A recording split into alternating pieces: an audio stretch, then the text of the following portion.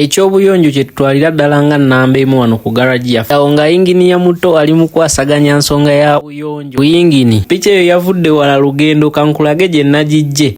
Piki nagijje awo nakifumira wano n'abadde mu kalagi ng'ekaaba n'abadde ku Forza 6 lutalo lwennyini nga namu edduka emisinde dakiika 3 n'abadde ntuuse nakifuma. Teeberezaamu okuva ekireka nakifuma.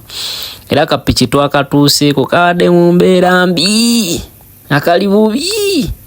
Etukasibako wetuto owa boda yakabyanzizza muganda wange. Aba traffic weda tubayitako buyisi nga bagamba ki ekituuse, naye owa boda oyo baaba singa nziramu ne mufuna ajja busombanga kubanga obwo